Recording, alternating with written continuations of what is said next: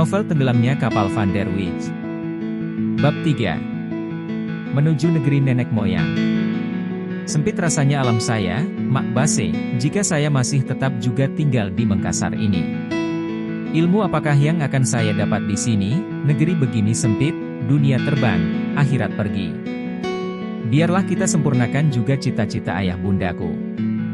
Lepaslah saya berangkat ke Padang. Kabarnya konon, di sana hari ini telah ada sekolah-sekolah agama. Pelajaran akhirat telah diatur dengan sebagus-bagusnya. Apalagi, Puncak Singgalang dan Merapi sangat keras seruannya kepadaku rasanya. Saya hendak melihat tanah asalku, tanah tempat ayahku dilahirkan dahulunya. Mak Base, banyak orang memuji-muji negeri Padang, banyak orang berkata bahwa agama Islam masuk kemari pun dari sana. Lepaslah saya berangkat ke sana. Lama Mak Base termenung mendengarkan perkataan anak angkatnya itu. Lepaslah Mak, jangan Mamak bermenung juga. Bagaimana Mamak tidak akan bermenung, bagaimana hati Mamak tidak akan berat. Dari kecil engkau kubesarkan, hidup dalam pangkuanku. Rasanya hidup Mamak pun tak dapat diceraikan lagi dari hidupmu. Begitu jauh negeri yang akan engkau jelang, belum tentu dan belum pernah diturut. Ah anak. Ibumu saudaraku, ayahmu tuanku. Mamak orang miskin, anak, tetapi telah sangat merasa beruntung lantaran bercampur gaul dengan ayah bundamu sekian lamanya.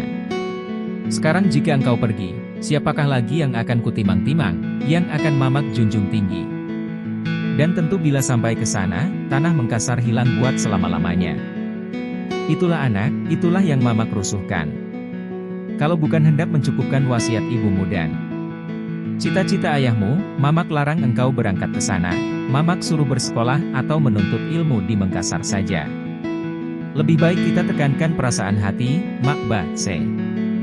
Karena tidak akan terdapat selama-lamanya di dunia ini orang yang tiada bersedih hati akan berpisah-pisah, kalau mereka telah dipertalikan dengan budi bahasa. Sedangkan berangkat ke Mekah lagi ditangisi orang juga. Tetapi akan dapatkah lantaran kesedihan dan tangis itu perjalanan diundurkan? Tentu tidak, jawab Mak Base. Maka putuslah mufakat mereka bahwa Zainuddin perlu berangkat ke Padang mencari keluarga ayahnya, melihat tanah nenek moyangnya, menambah ilmunya dunia dan akhirat. Dan kelak dia pun akan kembali juga ke Makassar kalau keadaan mengizinkan. Segala yang perlu disiapkan oleh Mak Base buat melepas anaknya, sebuah kasur, sebuah peti kayu dan tempat tidur di kapal. Waktu sore pukul 5 kapal akan berlayar. Pukul 9 pagi ia pergi dahulu ke pusara ayah bundanya di kampung Jera bersama Mak Base sendiri, laksana meminta izin. Setelah itu mereka kembali pulang ke rumah. Sehabis makan lohor, Mak Base mengeluarkan peti kecil simpanan uang itu dari dalam almari, seraya berkata kepada Zainuddin, terimalah uang ini semuanya, inilah hakmu, usaha dari ayahmu. Ai, mengapa Mak Base ini? Uang itu mesti Mamak perniagakan sebagai biasa. Yang akan saya bawa hanyalah sekedar ongkos kapal ke Padang. Perniagakan uang itu, ambil untungnya tiap-tiap bulan buat belanja Mamak dan belanja saya di Padang. Kirimi barang Rp20 atau Rp15 sebulan. Rumah dan pekarangan yang kecil ini jagalah baik-baik. Pandanglah sebagai hak milik kita berdua. Mana di antara kita yang dahulu menutup mata, itulah yang memberikan waris kepada yang tinggal. Mamak tetap tinggal di Makassar, sebab akan kembali ke Bulukumba terlalu sia-sia. Heran tercengang pula Mak Base mendengarkan putusan Zainuddin atas harta benda itu. Tidak disangkanya akan sampai demikian baik budinya. Dari bermula dia telah bermaksud hendak menyerahkan segala harta benda itu. Hari mudanya dibawanya ke Makassar, dan dengan uban yang telah tumbuh dia hendak pulang ke Bulukumba menemui keluarga yang masih ada, dalam keadaan miskin pula.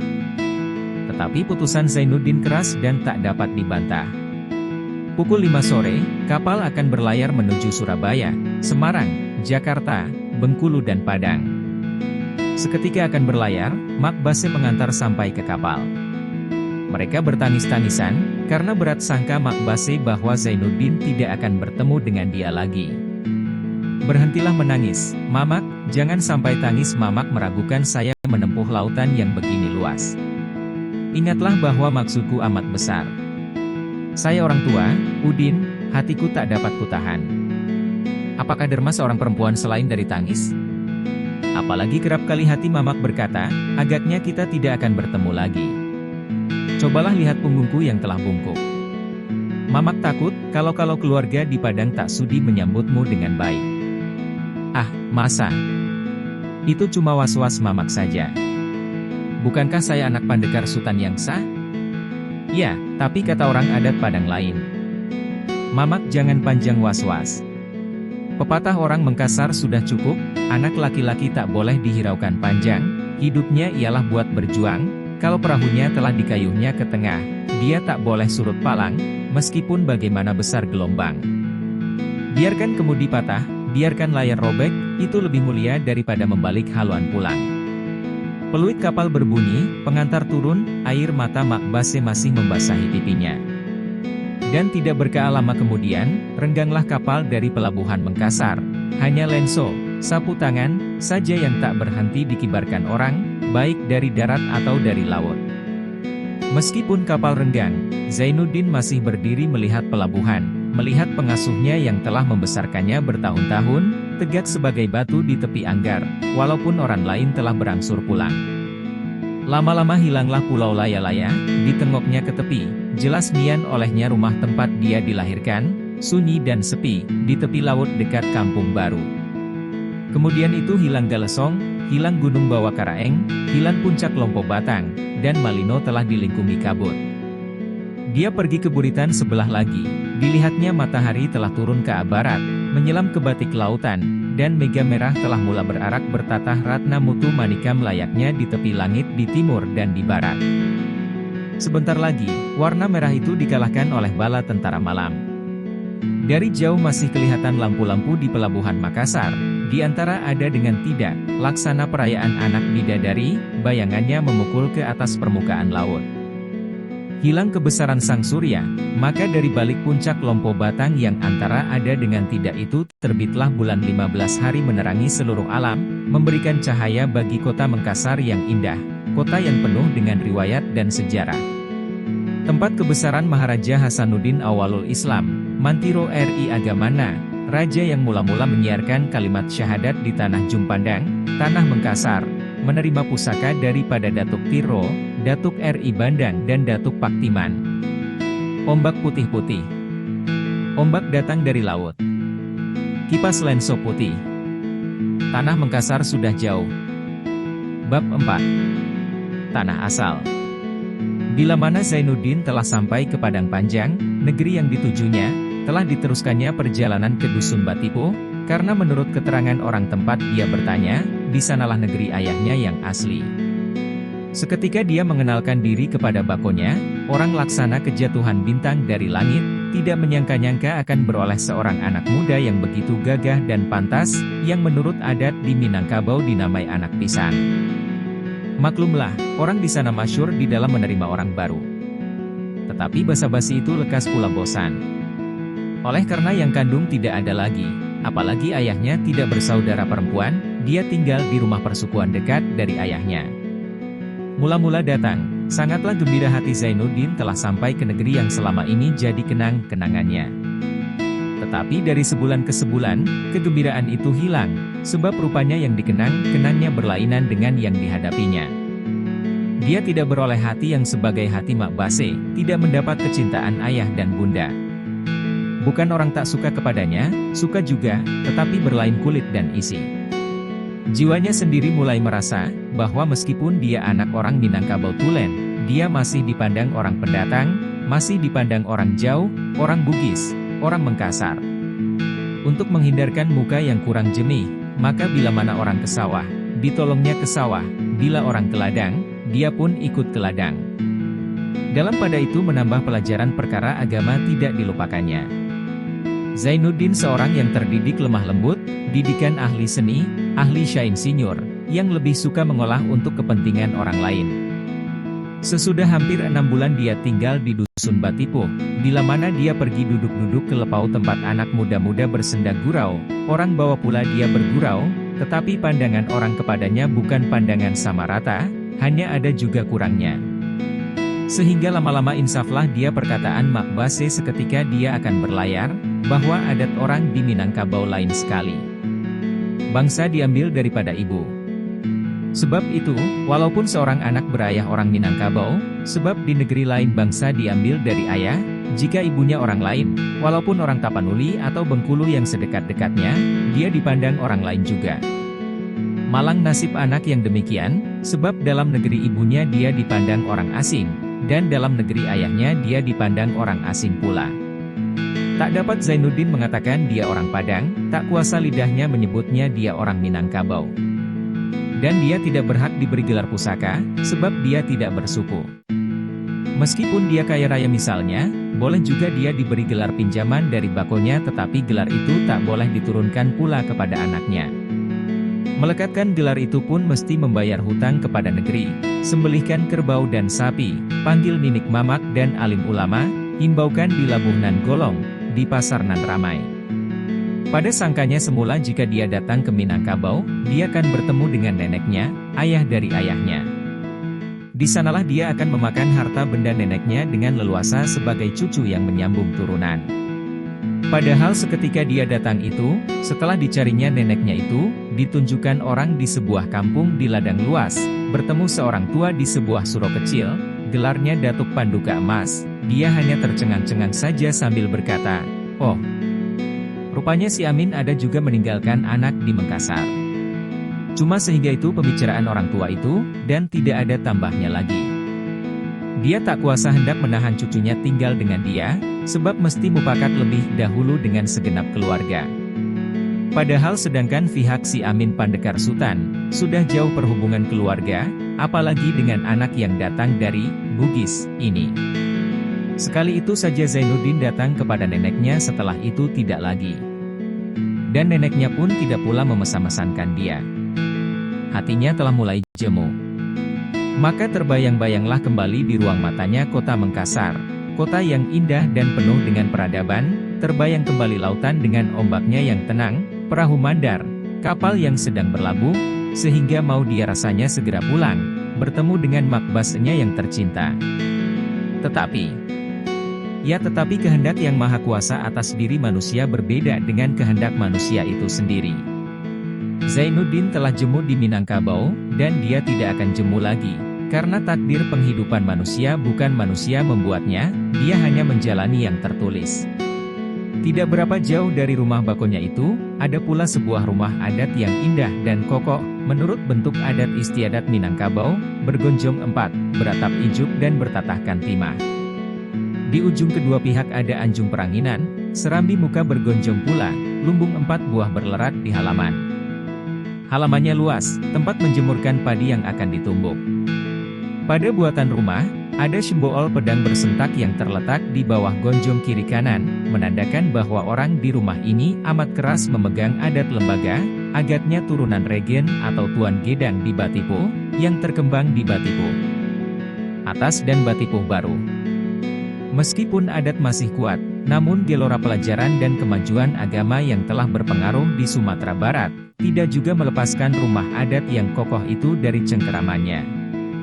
Meskipun kehendak dari mamak yang tua-tua hendak menahan juga anak kemenakan yang perempuan menuntut ilmu, namun halangan itu sudah percuma saja.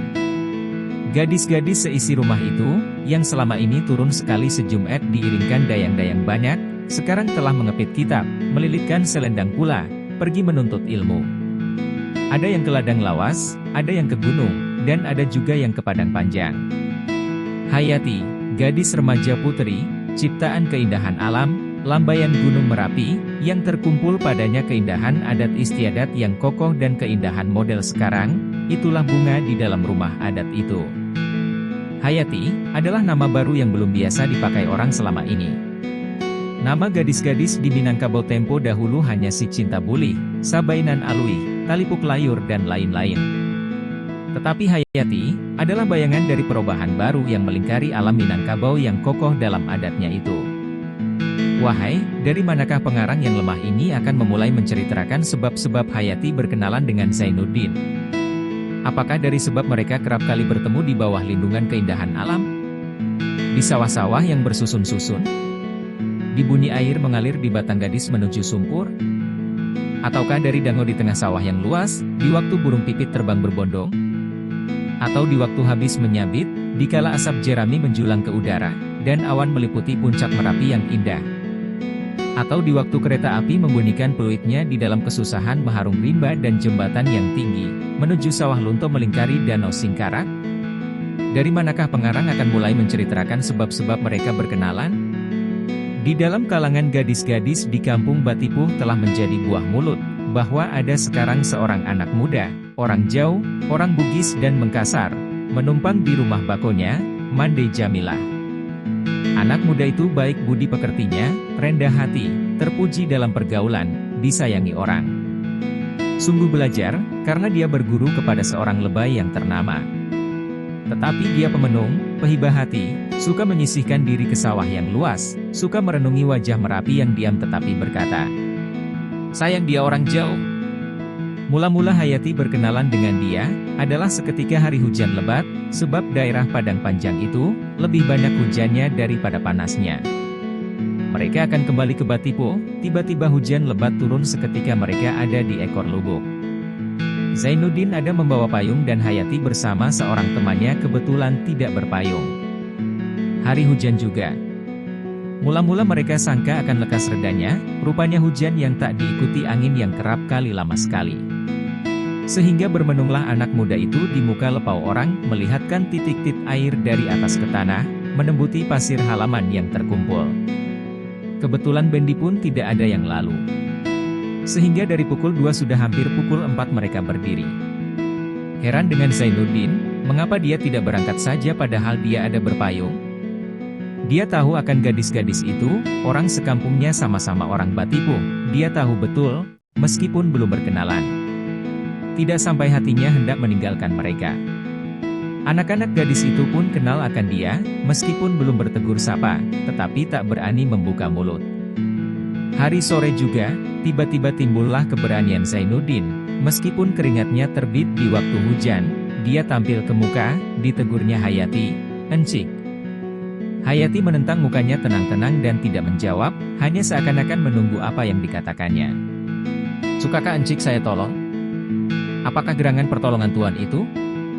"Berangkat Encik lebih dahulu pulang ke Batipuh, marah Mamak dan Ibu Encik kelak jika terlambat benar akan pulang, pakailah payung ini, berangkatlah sekarang juga."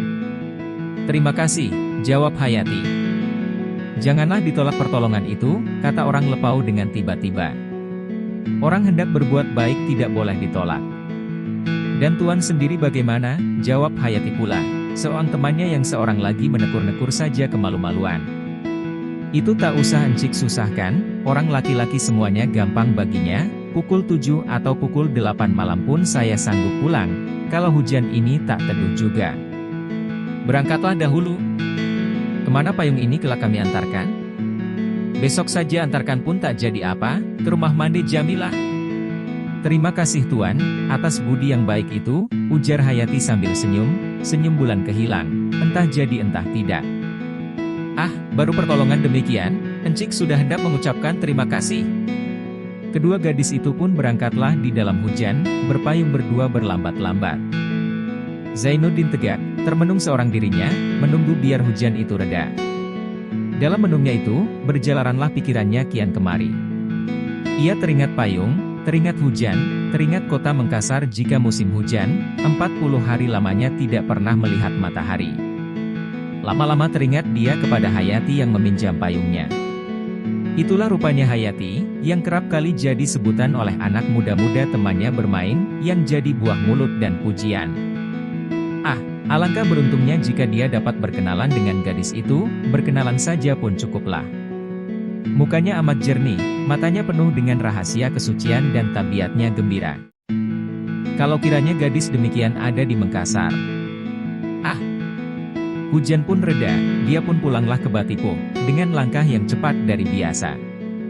Bertambah dekat kampung Batipuh, bertambah jauh dia dari kegembiraannya, sebab kemanisan mulut bakonya kepadanya hanyalah lantaran belanja bulanan yang diberikannya dengan tetap, kiriman Mak Base dari Mengkasar. Bila hari telah malam, dia pergi tidur ke surau, bersama-sama dengan lain-lain anak muda, karena demikian menurut adat. Semalam itu, Zainuddin dikerumuni oleh mimpi-mimpi yang indah.